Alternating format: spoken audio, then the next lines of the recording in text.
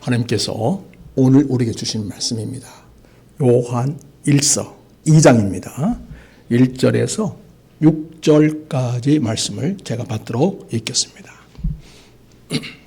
나의 자녀들아, 내가 이것을 너희에게 쓰면 너희로 죄를 범하지 않게 하려 함이라. 만일 누가 죄를 범하여도 아버지 앞에서 우리에게 대언자가 있으니 곧 의로우신 예수 그리스도시라. 그는 우리 죄를 위한 화목 제물이니 우리만 위할 뿐 아니요 온 세상의 죄를 위하심이라. 우리가 그의 계명을 지키면 이로써 우리가 그를 아는 줄로 알 것이요, 그를 아노라 하고 그의 계명을 지키지 아니하는 자는 거짓말하는 자요 진리가 그 속에 있지 아니하니되 누구든지 그의 말씀을 지키는 자는 하나님의 사랑이 참으로 그 속에서 온전하게 되었나니 이로써 우리가 그의 안에 있는 줄을 아노라. 그의 안에 산다고 하는 자는 그가 행하시는 대로 자기도 행할지니라. 아멘. 이 복된 주일에 우리가 하나님 앞에 함께 모여서 예배하는 것은 참으로 은혜이고 가장 존귀하고 보배로운 복을 누리는 삶이 되겠습니다. 그동안 타지에 살다가 우리 박선쌤 가정도 함께 오셨네요. 따님 둘이 이제는 좀 나이가 들어서인지 아주 얌전하게 예배를 아주 잘 드리고 있습니다. 환영하고 축복합니다. 네, 사랑하는 여러분, 이 설 명절 맞이해서 온 가족이 화목하시기를 축복합니다. 예, 기쁨과 감사와 평안이 가득한 그런 설 명절을 온 가족과 함께 누릴 수 있기를 바랍니다. 성도 여러분, 우리의 삶이 아무리 많이 가지고 부유하고 넉넉해도 항상 인간은 어딘가 모르게 허전하고 또 대스타들이 아무리 대성공을 거뒀다 해도 그들이 인생에 대해서 절망하는 것은 인간만이 갖고 있는 고독이라는 게 있습니다. 외로움이라는 게 있습니다. 그리고 그것의 근본적인 원인은요, 바로 인간 본성 속에 있는 죄라고 하는 그 속성이 있습니다. 우리 인생의 참된 평안과 그리고 기쁨을 누릴 수 있는 근거는 우리가 하나님 앞에 있을 때입니다. 왜냐하니까 우리가 그분에게서 나왔기 때문입니다. 우리는 하나님의 형상을 따라 지음받은 피조물 중에 가장 복스럽고 영광스러운 그런 존재들입니다. 우리는 그래서 관계를 맺는 존재로 창조되었습니다. 여러분, 살아가면서 좀 불편한 사람이 있으면 그 뭐가 있어도 마음이 편하지가 않죠? 놀고 있고 좋은 곳을 보고 있고 다른 사람이 다 좋다 할 때에도 내 마음은 어딘가 모르게 나만이 아는 근심이 있고 우울감이 있고 마음이 편하지 않는 것을 보게 됩니다. 그것은요, 하나님 없는 사람들은요, 하나님과의 관계가 있지 않기 때문이고요. 우리 예수 믿는 사람들은 하나님과 관계를 맺고 있지만은 하나님과 생명력 있는 관계, 살아있는 관계, 정말 사랑을 풍성히 누리는 관계가 부족하기 때문에 우리가 그런 마음의 우울감과 허전함을 종종 느끼기도 합니다. 여러분, 오늘 말씀에는 사랑이라는 단어도 있지만요, 반면에 죄라는 단어도 있습니다. 죄라는 단어도 있지만 또 2절 보면, 여러분 2절 한번 보실까요? 거기 보면 뒷부분에 온 세상에 죄라는 단어가 있습니다. 온 세상의 죄. 이 온 세상의 죄는요, 인간이 하나님을 떠나서 지은 죄로 말미암아 인간 사회에 구조적인 악이 깃들어 있고요, 또 하나님 주신 이 아름다운 자연 만물 생태계를 우리가 제대로 잘 관리하고 보호하고 지켜야 했는데, 인간의 야망이 자연을 파괴시키고요, 훼손해서 엄청난 감염 바이러스가 나타나게 되기도 하고, 엄청난 재앙이 자연을 통해서 우리 인간 사회를 공격해 오는 것을 우리는 많이 경험해 왔습니다. 이게요, 온생이 죄로가지만 근본적으로는 인간이 하나님을 떠나고 하나님과의 바른 관계를 맺지 못한 채 살아가고 있는 것 때문에 그런 어려움이 있는 것을 보게 됩니다. 여러분, 요한계시록의 끝부분을 가면 온 세상을 심판하시는 장면이 나오는데요, 이제 요한계시록 6장부터 자연에 대한 심판, 악에 대한 심판이 나오기 시작합니다. 근데 피할 수 없는 것은 인간들이 인간을 속이고 죄를 짓게 하는 악한 영을 추종했기 때문에 이 세상이 망가져도 너무나 망가졌고요, 심지어는 하나님을 대적하는 일에 이 자연이 이용되고 있기 때문에 하나님은 온 세상을, 자연 만물까지도 심판하시는 장면이 나옵니다. 이렇게 우리 인간의 죄라고 하는 것은 나뿐만 아니라 인간의 관계, 또 사회적인 질서, 그리고 심지어는 자연 만물까지도 엄청난 해악을 가져오는 그런 독소라는 것을 우리는 알 수 있습니다. 우리 예레미야 49장을 한번 보면은 거기에는 소돔과 고모라가 멸망하는 그 장면을 연상케 하면서 우리에게 주의하여 주신 말씀입니다. 한 말씀을 보시겠습니다. 우리 같이 한번 읽겠습니다. 49장 18절 시작. 여호와께서 말씀하시니라. 소돔과 고모라와 그 성읍들이 멸망한 것까지 거기에 사는 사람이 없으며 그 가운데 머물러 살 사람이 아무도 없으리라. 19절 같이 읽습니다. 보라, 사자가 요단강의 깊은 숲에서 나타나시 그가 와서 견고한 처소를 칠 것이라. 내가 즉시 그들을 거기에서 쫓아내고 택한 자를 내가 그 위에 세우리니 나와 같은 자가 누구며 나와 더불어 다툴 자 누구며 내 앞에 설 목자가 누구냐.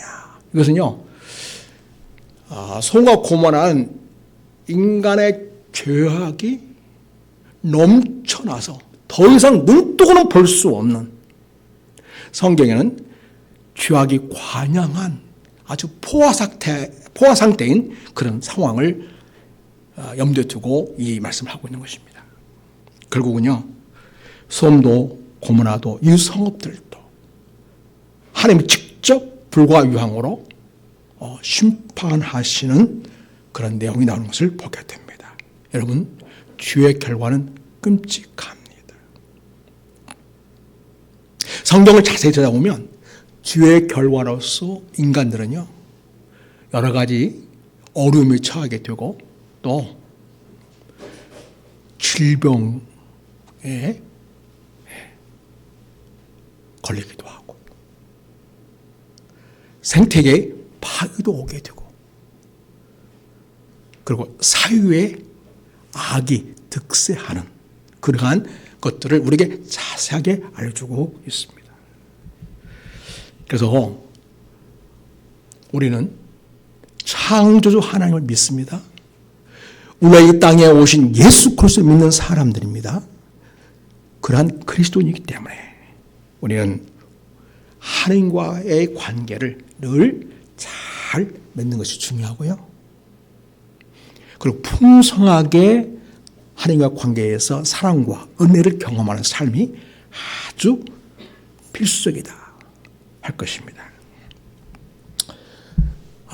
우리가 하나님을 믿는다고 하는 것은 날마다 하나님의 얼굴을 뵙는다 그런 말도 됩니다. 이 말은 늘 하나님과 교제하며 사귀면서 하나님의 은혜를 공급받아 산 삶이어야 한다는 말도 되겠습니다. 그런데 죄는 하나님과 우리 사이를 가로막습니다. 자, 로마 3장 우리가 너무 잘 아는 말씀, 2, 3절 말씀을 우리 같이 한번 읽겠습니다. 자, 시작. 모든 사람이 죄를 범하였으며 하나님의 영광에 이르지 못하니 어떠한 사람도 예의 없이 모든 인간은 인류는 다 죄를 범한 상태이고요. 그래서 하나님의 면전, 하나님 얼굴을 볼 수 없는 그런 상태에 있다는 것입니다.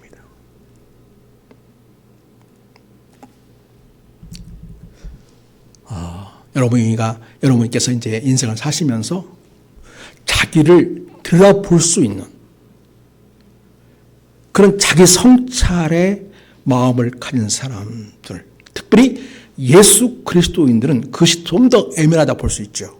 왜냐하면 하나님이 성경을 통해서 죄에 대해서 말씀하시고 있고 그 결과가 어떠한지를 우리에게 알려주고 있기 때문에 우리는 좀 더 성경에 대한 지식이 있을수록 죄에 대해서 예민하고 거기에 대해서 반응하게 되어 있습니다.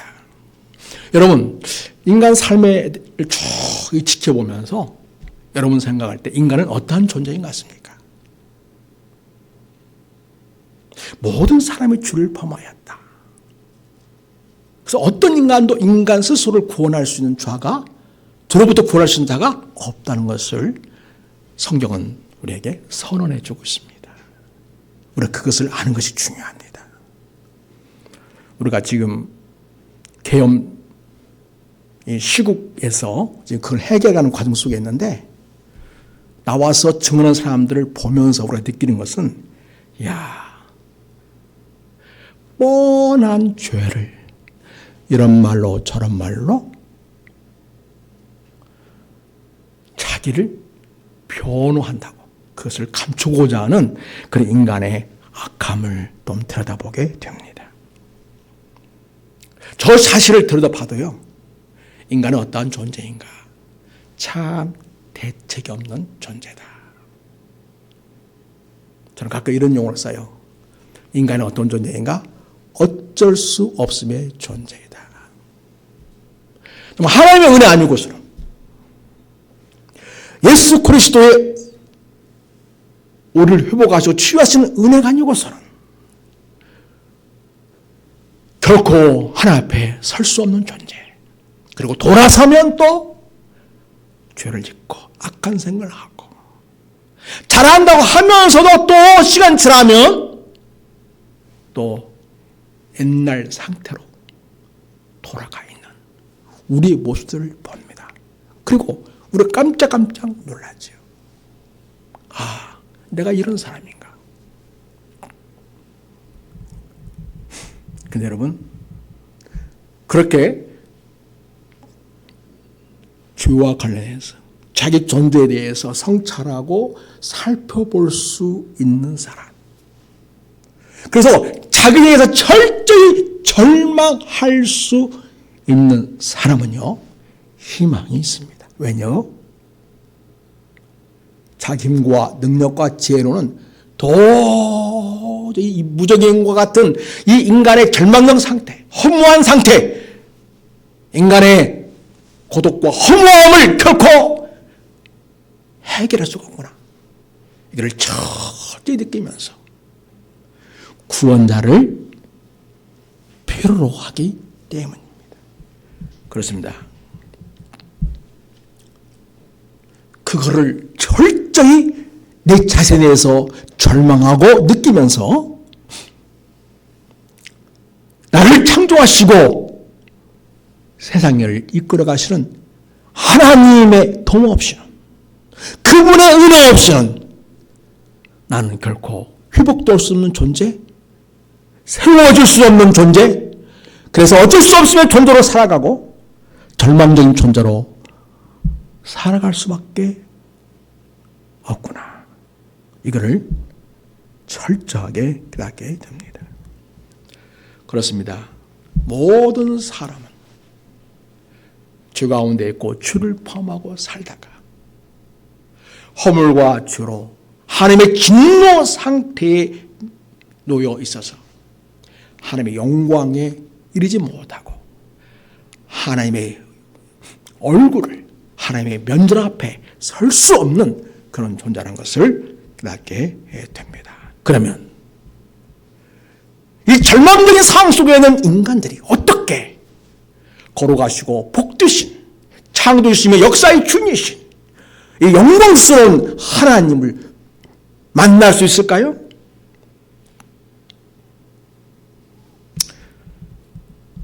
우리에게는 답이 없다는 것을 우리는 확인했습니다. 오늘 말씀 2장 1절을 보면, 요한일서 2장 1절을 보면 거기에 우리 인간에게 주어지는 한 줄기 빛, 선명한 희망이 나타나 것을 봅니다. 2장 1절 말씀 우리 같이 한번 읽겠습니다.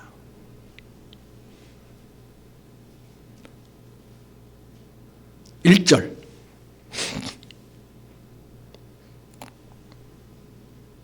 같이 읽습니다. 시작. 나의 자녀들아, 내 이것을 너희에게 쓰면 너희로 죄를 범하지 않게 하려 함이라. 만일 누가 죄를 범하여도 아버지 앞에서 우리에게 대언자가 있으니 곧 의로우신 예수 그리스도시니라.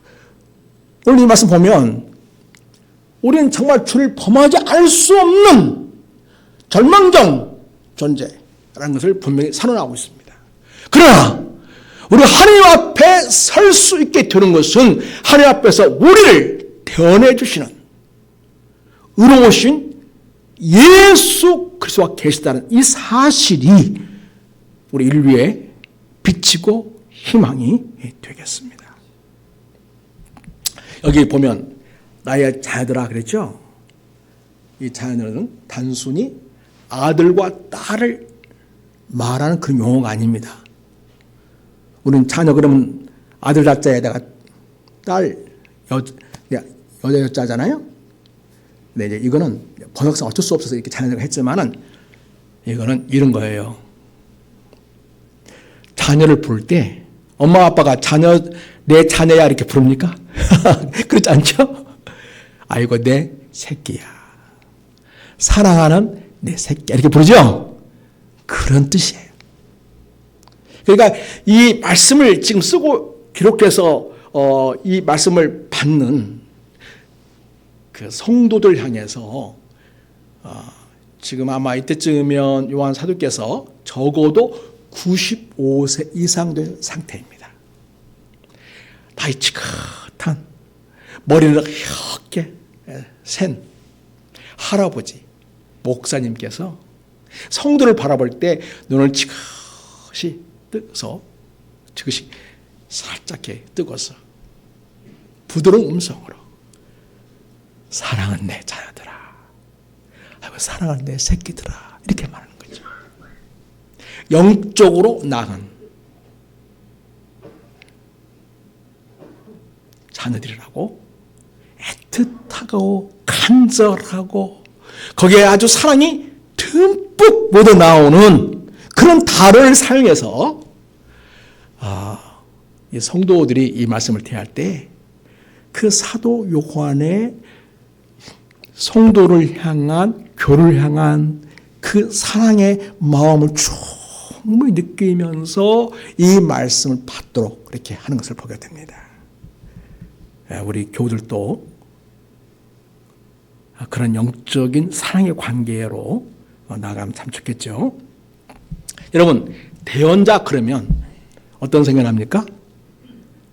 자, 다른 사람을 대신해서 대신 말해주는 사람이 바로 대언자죠. 그런 일이 아주 지금인 사람이 누구죠?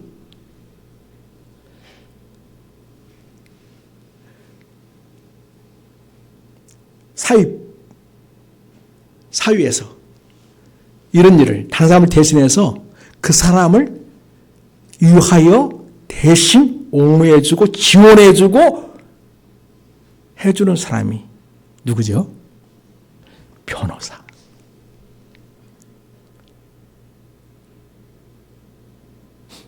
변호인이라고 하죠.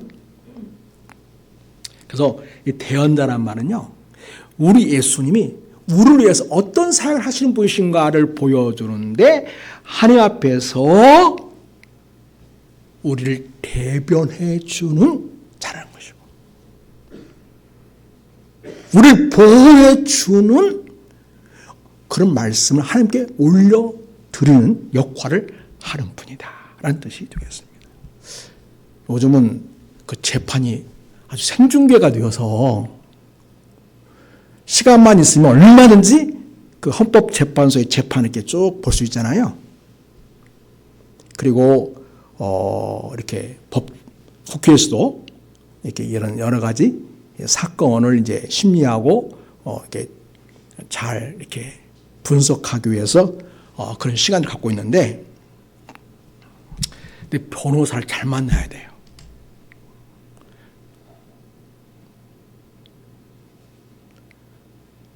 변호사 잘못 만나면 오히려 그것이 독이 됩니다.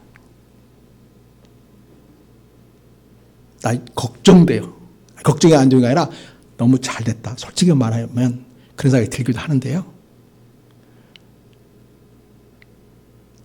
어떤 분을 보면 너무 변호를 잘못한 걸 보면서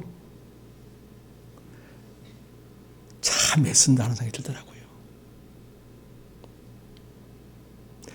지금 죄가 너무나 명백한데 그걸 어떻게 하면 좀 이렇게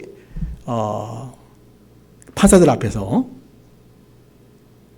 좀 이해가 되어지고 좀 이렇게 용납이 좀 되어질 수 있도록 한다고 하는 그 말들이 얼마나 어거지고 억지인지 제가 다 참 안타깝더라고요.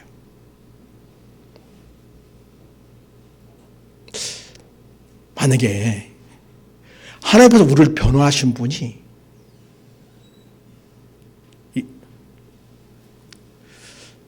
예수님이신데요. 우리 예수님이 허물 많고 죄 많은 우리들을 하나님 앞에서 대변하실 때, 변호하실 때 얼마나 마음을 쓰실까.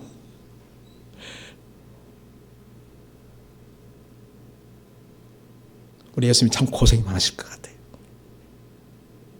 마음고생이 이만저만이 아닐 것 같습니다. 그런데 우리를 하나님 앞에 늘 변호해 주고 있습니다.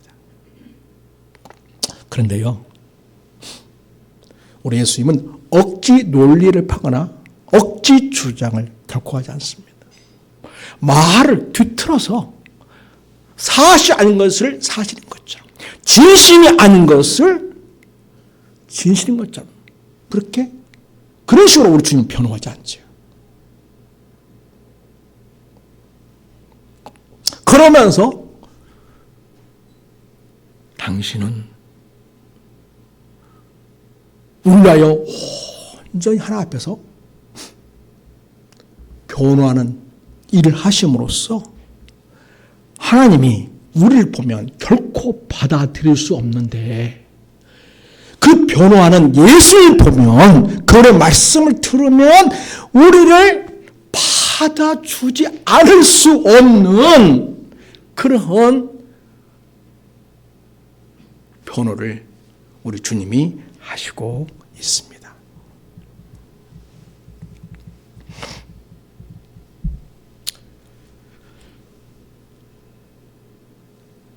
우리 예수님께서는요,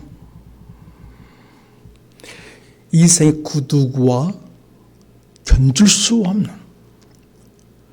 온전하시고 완벽하신 우리의 변호사가 되시는 분이십니다. 그래서 우리를 위하여 하나 앞에서 중재해 주십니다. 우리를 도와주고 있습니다. 우리를 변호하고 있습니다.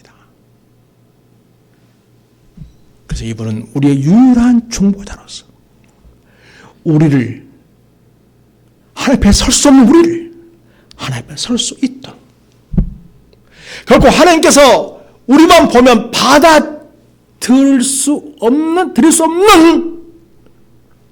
그런 하나님의 마음일 텐데 우리 하나님께서 우리 예수님의 우리를 변호하는 말씀을 듣다 보면 우리를 드릴 수밖에 없는 변호를 하시면서 우리를 하여 대언해 주시고 있습니다. 이 대언자란 역할을 하시는 것들이 여러 군데 있지만 로마서 8장에는요. 그 대언하는 역할을 하시는 분이 두 분 나옵니다. 한 분은요. 성령 하나님이십니다. 또 한 분은 예수님이십니다. 자, 먼저 성령님이 우리를 대변해주고 변호해주는 대언자 역할을 하시는데요. 로마서 8장을 한번 보겠습니다. 자, 우리 같이 천천히 읽겠습니다. 시작. 성령이 친히 우리의 영과 더불어 우리가 하나님의 자녀인 것을 증언해 준다는 거죠. 그 다음에 이와 같이 성령도 우리 연약함을 도우시나니 우리는 마땅히 기도할 바를 알지 못하나 오직 성령이 말할 수 없는 탄식으로 우리를 위하여 친히 간구하시니라. 우리의 연약함, 죄와 허물 때문에 감히 하나 앞에서 나아가 기도할 수 없는 우리 사정을 말씀드릴 수 없는 처지에 있는 우리들을 대신해서 성령님이 표현 보세요. 말할 수 없는 탄식. 말할 수 없는 탄식을 동반하면서까지 하나 앞에서 우리를 하여 중보 기도해 준다는 거예요.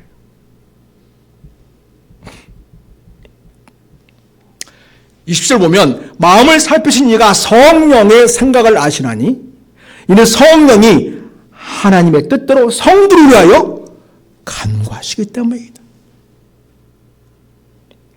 사랑하는 성도 여러분, 내가 과연 하나님께 맞는 기도를 하는 것일까? 여러분, 기도를 한 건 뭐죠? 물론 1차적으로는 내 소원과 간구를 하나 앞에 이야기하는 것이죠.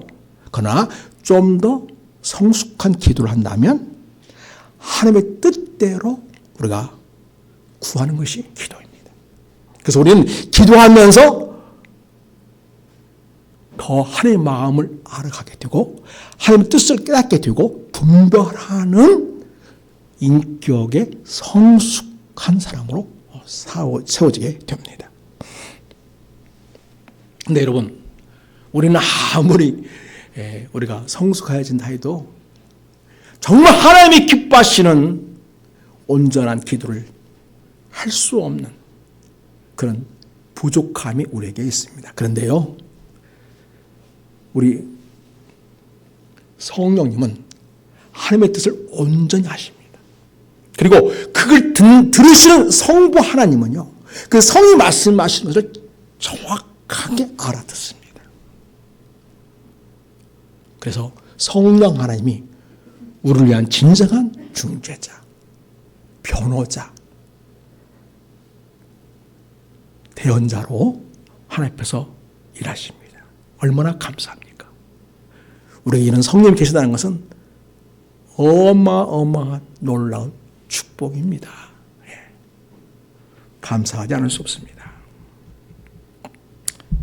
자, 또 우리의 중보자, 대언자가 계시는데 예수님이십니다. 자, 로마서 8장 33절 34절 말씀을 보겠습니다. 이 말씀은 오늘 요한일서 2장과 연결되는 말씀이죠. 33절 우리 같이 읽겠습니다. 시작. 누가 능히 하나님께서 택하신 자들을 고발하래요. 의롭다 하신 이는 하나님이시니 누가 정죄하리요. 죽으실 뿐 아니라 다시 살아나신 이는 그리스도 예수시니. 크게 시작. 그는 하나님 우편에 계신 자요 우리를 위하여 간구하시는 자시니라. 이렇게 고마운 분이 있다니 얼마나 감사한지 모릅니다. 우리가 하나님의 마음에 드는 기도를 한다고 하면서도 우리는 종종 우리 인간적인 욕심과 정의에 끌려서 기도하는 경우가 참 많지요. 그래서 어떤 목사님께서는 우리 하는 기도의 대부분은 다 쓰레기통에 버려지고 있다. 그런 책을 또 쓰신 분도 있어요. 성도 여러분, 그러나 기도는 하십시오. 쓰레기통에 버려지는다 할지라도 기도하십시오. 왜냐니까 그러한 나를 위하여 온전한 하나님 기뻐하신 기도를 드려주는 대언자가 계시는데 한 분은 성령님이셨죠? 또 한 분은 누구시라고요? 예수님이 계시기 때문에 우리 무조건 기도해야 됩니다. 그리고 예수님께서 우리의 간구하시고 또 성령께서 우리의 마음을 감찰하시고 우리의 마음에 깨달음을 주셔서 영적 지각을 열어주셔서 내 기도가 온전하려면 무엇을 바꿔야 되는지 어떻게 수정해야 되는지 결국은 알려주십니다. 여러분 그러나 기도하지 않으면 결코 내 영적 성숙은 가져올 수 없습니다.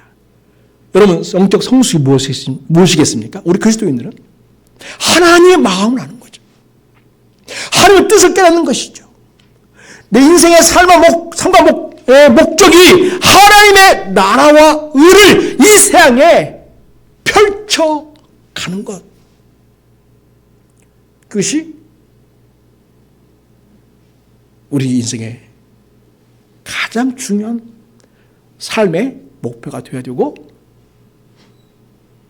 그리고 결국 하나님의 영광을 드러내는 삶이 되어야 하겠습니다. 바로 그게 우리 인생의 진정한 목적입니다. 그래서 마귀는요, 우리를 하나님 앞에서 고발합니다. 그저 큰사랑교회 이현숙 권사 있지 않습니까? 하면서 이러이러한 죄를 오늘도 지었습니다. 이를테면 그러죠. 그때 누가 막아섭니까? 예수님이 막아섭니다. 하나님, 제가 이현숙 권사를 위해서 변호하겠습니다. 그래가지고 하나님께서 물론 그런 연약함이 있는 건 사실입니다. 그러나 나는 그의 모든 죄와 허물을 위해서 내 모든 생명을 다 내어주지 않았습니까? 나는 그가 믿는 예수 그리스도인 저는 그를 위해서 십자가에 피 흘려 그의 모든 죄를 다 덮었습니다. 그러니 사대에 고발하는 그 죄목을 보지 마시고 제가 그를 위하여 예수 권사를 위하여 십자가에서 아낌없이 흘려 그의 모든 죄와 허물을 덮은 보혈을 보시고 용서해 주시고 받아주시고 만나주시고 친밀한 사귐을 가져주시기 원합니다. 이렇게 주님이 우리가 중보한다는 거죠. 자, 이현숙 권사님을 맨 앞에 있으니까 예를 들었지만 다 우리 예수님 우리 하나하나를 위해서 그렇게 중보하시고 있다는 거죠. 그런 대언자이신 우리 예수님이기 때문에 우리는 하나님 앞에 나아가서 하나님과 사귐을 가질 수 있습니다. 고로 가진 하나님 앞에 설 자가 누구겠습니까? 아무도 없습니다. 어떤 권력도, 인간이 가진 그 어떤 많은 돈도, 재물도, 인생의 경력도 하나님 앞에 내설 곳은 아무것도 없습니다. 오로지 예수 그리스도의 보혈과 그분의 우리를 중보하시는 그 은혜가 우리를 하나님 앞에 서게 하시고요. 우리가 하나님을 만나 친밀한 삶 교제를 이룰 수 있는 근거가 됩니다. 그러니 얼마나 주님이 우리에게 감사한 분이십니까? 여러분, 날마다 예수 그리스도의 보혈을 은총을 의지하고 우리를 중보하신 예수 그리스도의 중보의 기도를 의지하고 하나님의 보호자 앞으로 나가시기를 바랍니다.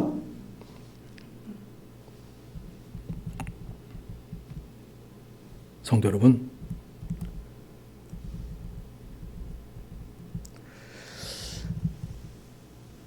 우리는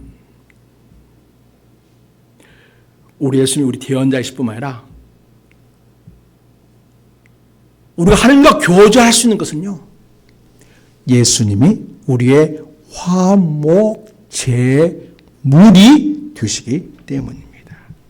화목제물. 자, 화목제물이 뭘까요? 화목을 위해서 제물을 드린다, 그런 뜻이 되겠죠? 우리가 언뜻 생각하면 그런 뜻이 되겠습니다. 자, 한번 보겠습니다. 자, 화목제물이라는 것은요, 영어 NASB 보면 ESV에서도 그렇게 화목제물로 번역을 했어요. 하나님의 우리 같이 한번 읽어볼까요? 자, 하나님의 것부터 시작. 하나님의 진노를 달래고 관계를 회복하는 제물이라는 뜻이다. 하나님의 마음을 달랜다는 거죠. 근데 하나님의 진노를 달래고, 사실은 이 표현은 원래는 이게 이방 세계에서 온 단어이기 때문에 이렇게 이제 달랜다는 표현이 되는 거죠. 근데 여러분, 우리가 죄를 지은 존재라서 그 무엇으로 하나님의 마음을 달랠 수 있겠어요? 하나님의 마음을 돌아서게 할 수 있을까요? 우리에게 다시 사귐을 회복할 수 있는 관계로 회복할 수 있을까요? 아무것도 없습니다. 여러분, 뭔가를 차려놓고 큰 나무 아래에서 제사 드리는 거 봤죠? 그죠? 짐승을 잡고 피를 흘리게 하고 온갖 산의 진미로 차려놓고 거기다 절하지 않습니까? 큰 바위에다 절을 하고 또 온갖 각종 신이라고 하는 신상 앞에 절하고 그러지 않습니까? 그게 바로 뭐냐면 신을 달래는 거예요. 그게. 사실은 이세에서 말씀하듯이 어떤 신도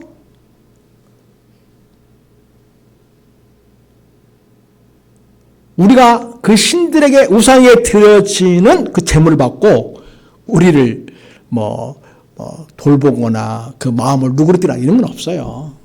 그냥 다 마귀의 역사인 거지. 우상 세계에서는. 그렇습니다. 원래 이제 이방 세계에서 신이라고 하는 우상들에게 드려진 제사에서 원래 이 단어가 이방 세계에 많이 쓰여졌고요. 그렇기 때문에 이 달란다라는 표현이 되지만은 사실은요, 여기는 단순히 뭔가를 드림으로 달래는 게 아니고요. 예수님은 지금 뭘로 하나님을 달랜다는 표현을 쓴다면 뭘로 달래는 거죠? 하나님을? 무엇으로?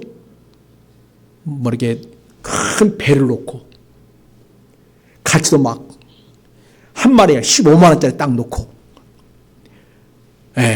그리고 그리고 소고기도 1등급 플러스 막 한 10개 있는 거 그런 거 사다 놓으면 하나님이 그걸로 하나님 마음이 달래가지고 우리와 가까이 하시고 복을 주시고 그러실까요? 아니요. 여러분, 우리를 하나님 앞에 서게 하는 최고의 재물, 이거 뭐예요? 예수 그리스도입니다. 그래서 성자 하나님이신 그분이 인간의 몸을 이 땅에 오신 거예요. 당시의 죽음으로써, 당신의 제물로 우리의 하나 앞에 드림으로써 우리 인간의 모든 죄의 문제를 근본적으로 해결하시는 역사를 이루심으로써 하나님이 우리를 돌아보시도록, 우리가 하나 앞에 나아갈 수 있도록 우리 예수님이 길을 열어 놓으신 것이었습니다. 그런 의미에서 우리 예수님은 화목 제물인 거죠. 하나님과 우리의 관계를 다시 회복하시고 하나님과 친밀한 관계를 누릴 수 있도록 태초에 하나님과 인간이 이 에덴 동산에서 누렸던 하나님과의 친밀한 사귐의 관계로 다시 돌아가는, 회복하는 그런 역사를 주님이 해 주십니다. 그렇습니다. 우리 주님은 우리의 대언자이실 뿐만 아니라 우리가 근본적으로 하나님 앞에 나갈 수 있는 길을 열어주시기 위해서 당신 자신을 제물 삼아 우리 모든 죄에 대하여 덮으시고, 그래서 하나님이 우리 죄에 대하여 간과하셨다. 이 뭔 말이냐면 그냥 지나쳤다는 게 아니고 우리 그리스도의 보혈의 피를 보시고 우리를 용서하시고 다시금 자녀로 회복해 주시는 은총을 주셨다는 말이 되겠습니다. 그렇습니다, 여러분.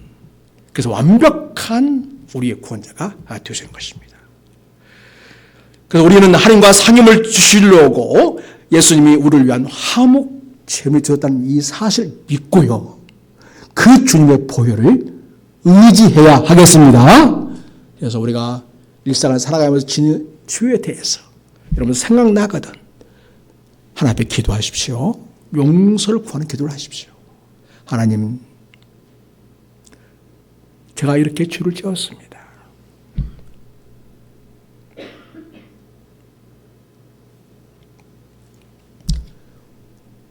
저는 아무 공로 없어서 결코 하나님 앞에 나갈 수 없지만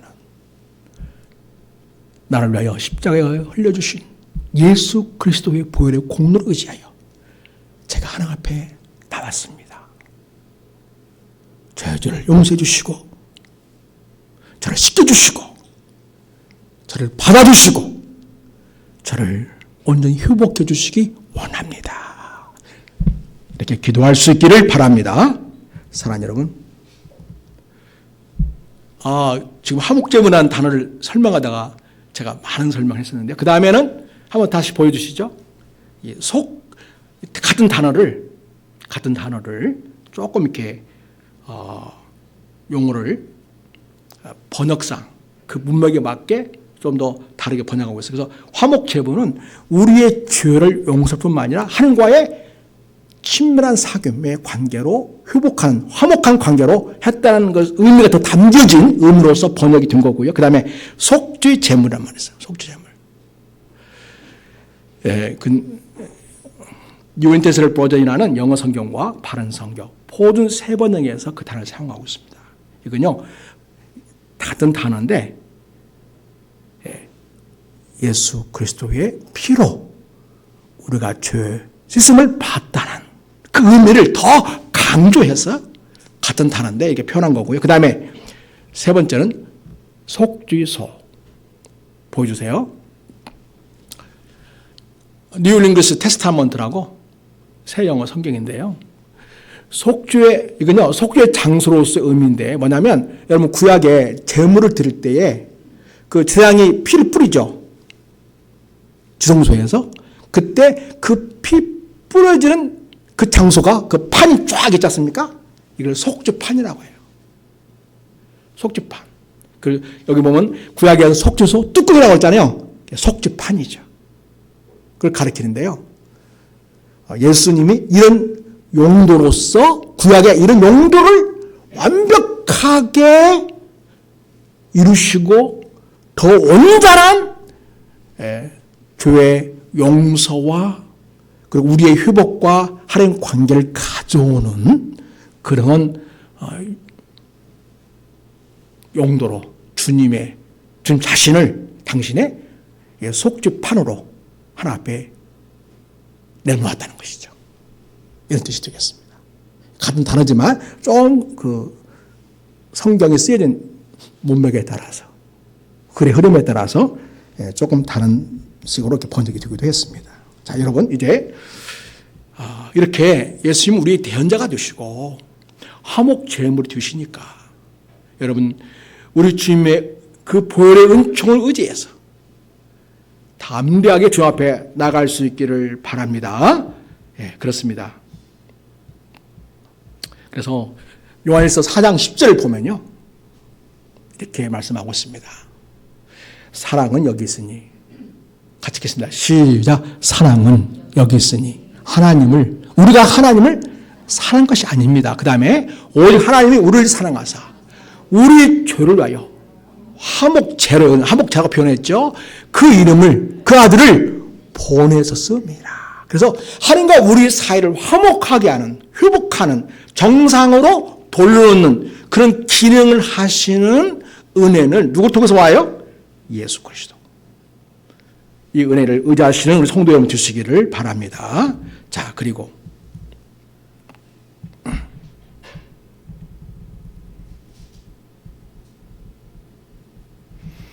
이렇게 놀라운 은총을 주신 주님 앞에 살아가고 주님이 우리의 죄를 이렇게 용서할 수 있고 용서해 주시고 또 하나님 앞에 나아가 교제할 수 있도록 하시기 때문에 우리가 주님을 의지해야만 하겠습니다. 그런데 여러분 어떤 사람들은 그거를 악용하는 사람들 악용. 하여튼 인간들은 꾀가 너무 많아요. 근데 이거를 악의적으로 사용하는 사람들이 있어요. 특히 구원파가 있지 않습니까? 이 사람은 한 번 예수를 믿으면 모든 죄가 용서되었기 때문에 일상 속에 짓는 죄를 지어도 회개할 필요가 없다. 그런 얘기 하거든요. 언뜻 들으면 맞는 것 같죠. 근데 아주 잘못된 해석입니다. 그래서 우리가 이단이라고 하는 거예요. 구원파는 여러분 실제로 우리 삶 속에서 우리는 얼마나 죄의 영향을 받습니까? 그죠? 죄의 영향을 받고 있죠. 또 실제로 죄를 지어 안 져요. 지쳐. 오늘도 말씀 보면 우리가 죄를 안 지어야 되지만 죄를 질 수밖에 없는 존재라는 사실을 이미 전제로 깔고 지금 1절에서 얘기하고 있지 않습니까? 그런데 구원파는 그걸 깡그리 무시하는 거죠. 그러니까 속죄의 은총을 그걸 뭐라고 하냐면 이 가상적인 어떤 가상의 세계에서 논리적으로 이루어진 것으로만 그들이 해석하는 거예요. 이건 어디서 왔냐면 이런 해석법은 이원론에서 왔습니다. 플라톤의 이원론에서. 눈에 보이는 것은 악하고 천하다. 보이지 않는 것은 영원하다. 그런 사람들이 그들의 신학 속에 아주 삶을 스며 들어가지고 실제적인 우리의 삶의 역동성, 주와의 어떤 끊임없는 그런 싸움의 관계에서 얼마나 처절하게 우리가 싸워야 되고 주를 이겨야 되는지에 대한 그런 삶의 현실을 무시하고 논리적으로 그냥 예수님께 한번 용서 말씀은 다 해결했으니까 더 이상 회개하지 않아도 된다. 그렇게 말합니다. 아주 잘못된 거죠. 자, 우리 베드로가 예수님이 발 씻으러 갈 때 예수님 저 발 씻지 마세요. 제가 감당할 수 없습니다. 그랬죠. 그러니까 예수님이 뭐라 그랬어요? 야, 네가 만약에 나한테 주를 씻지 않는다면 넌 나와 상관없는 사람이야. 그랬더니 그래요. 그러면 제 온몸을 씻어주세요. 그랬죠. 그때 야, 너는 이미 모욕했다. 그렇게 말씀하시죠. 너는 이미 모욕한 자야. 다시 말해서 예수 그리스도를 주로 믿고 구원받은 자예요. 그렇지만 지금 이제 발을 써주는 거잖아요. 계속 일상 속에 짓는 죄에 대해서, 오염에 대해서 계속 써내야 되는 거죠. 이게 바로 회개이죠. 이게 정상적인 거죠. 나는 구원파 이 사람들은요, 그런 그 신학적인 그 결함 때문에 그들이 심리적으로 얼마나 문제가 많을까 싶어요. 그래서 제 생각에는 이런 분들은요, 다 정신과 가봐야 돼요. 정신과 가가지고, 그 죄를 지었음에도 불구하고 죄에 앉았다고 생각한다거나, 뻔뻔하게 하나님 앞에 그렇게 자기를 내세운다거나, 이 모든 것들. 그것이 하나님과에서, 눈에 보이는 하나님과의 관계에서 뿐만 아니라 일상적 관계에서 그런 거죠. 잠언을 고도 용서를 구하지 않아. 미안하다고 말을 안 해요. 윤리적으로 심각한 파탄이 온 거죠. 인간 관계에서 아주 심각한 위기를 스스로 만들고 있는 것입니다. 근데 그들은 그거를 무시하는 거죠. 예수님의 우리의 대언자 되시고, 그리고 화목제물을 지나치게 한쪽으로만 치우치게 해석함으로써 매 순간 우리가 이 험한 삶 속에서 주로부터의 오름을 씻어내고 늘 우리 삶을 주 앞에 새롭게 하고 우리 영을 성결케 해야 되는 그런 필요성을 결코 갖지 않고 이념적으로만 다 용서받았다. 그러고 끝내버리는 심각한 정치적 문제가 있는 사람들입니다. 자, 여러분, 우리는 그거를 조심해야 되겠습니다. 그래서 악용을 만드는 거죠. 주께서 우리 죄를 용서해 주시고 대언해 주시고 우리를 은혜의 보좌 앞에 다시 세우시는 화목제물이 되었다는 이 놀라운 역사적인 구원 사건을 우리가 악용해가지고 내 죄를 정당화하고 나 죄를 지도 불구하고 뻔뻔하는 그런 태도를 보이면 안 되는 거죠. 여러분, 영화 미랑을 보면요, 거기에 아들을 유괴해가지고 죽였어요. 남의 자식을. 근데 어쩌다가 교회를 다니게 됐어요. 그리고 뭐라고 이야기하는 거니? 그 아들 때문에 잠 못 이루고 고통하며 사는 그 어머니에게 나는 당신한테 뭐 너 잘못했다고 말할 필요 없어요. 나는 하나님께 이미 다 용서받았어요. 이렇게 말하는 거예요. 이게 사람이에요? 여러분, 잘못된 교리와 지식은요, 이렇게 인간관계를 심각하게 파탄내고요, 인간의 기본적인 윤리와 마땅한 도리를 저버리는 삶으로 타락하게 됩니다. 그 은혜가 아니죠. 은혜였을 말씀과 신학을 우리 인간의 관계를 파탄하고 그리고 죄를 정당화하는 악의 이용으로 도구로 쓰는 일은 결코 있어서는 안 되겠습니다. 솔직하게 주님 잘못했습니다. 인정합니다. 또 용서해 주시기 원합니다. 이건 솔직해야 되겠죠. 그러나 한 번 주님이 나를 위해 십자가에 죽었으니까 난 죄 용서 받을 필요도 없고 더 이상 회개할 필요도 없다. 사악한 거죠. 결코 그런 말장난에 우리 성도들은 휘둘려서는 안 됩니다. 자, 여러분, 이제 말씀을 정리하겠습니다. 한 절 말씀 보고 마치도록 하겠습니다. 베드로서 3장 17절입니다.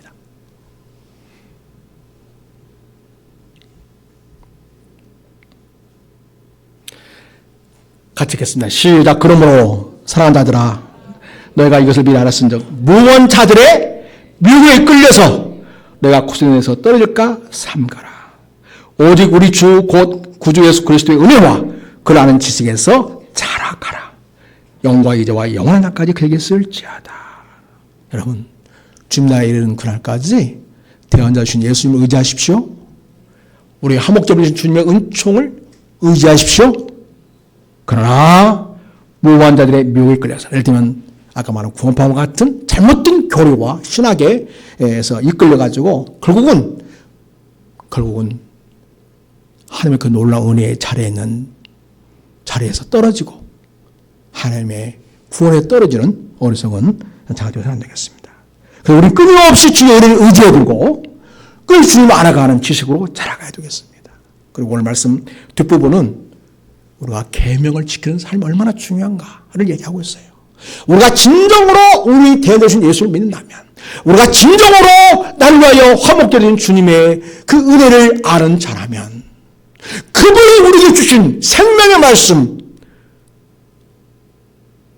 주의 말씀을 따라 순종하며 하나님을 기쁘시는 삶을 살고자 하는 새로운 인생의 비전, 새로운 삶의 방향, 바로 이것이 우리에게 있어야 할 줄로 믿습니다. 오늘도 우리의 진정한 대안자가 되시고 우리의 화목됨을 주신 주의 은혜가 여러분 삶 속에 얼마나 경험되어지고 주의 앞에 나가, 주의 보좌 앞에 나가 하늘과 놀라운 사귐을 갖고 풍성한 은혜를 누리는 우리 성도의 삶이 되시기를 예수의 이름으로 부탁하고 여러분 모두를 축복합니다. 하나님 아버지, 우리의 진정한 구원자, 우리의 대안자 되시고 화목점을 되어줘서 우리를 하나님 앞에 세우신 그 주의 은혜에 깊이 감사를 드립니다. 그러나 우리가 이것을 오용하거나 남용하거나 아버지 안에 무번자의 자리에 빠지지 않기를 원합니다. 날마다 겸손한 마음으로 주의 은총을 붙잡고 담대히 하나님의 보좌에 나아가 날마다 우리 주신 새로운 은혜를 공급받고 날마다 그리스도의 은혜와 주님 아는 지식에 자라감으로 더 성숙한 예수의 사람, 하나님의 마음을 알고 하나님의 뜻을 이루며 하나님 나라를 이 땅에 이루는 비전을 품고 인생을 살아가고자 하는 결심이 우리 성도 안에 있게 하여 주시옵시고 성숙한 예수 그리스도의 사람을 세워져가는 은혜가 있게 하여 주시옵소서. 예수님의 이름으로 감사하고 기도드립니다. 아멘. 찬송가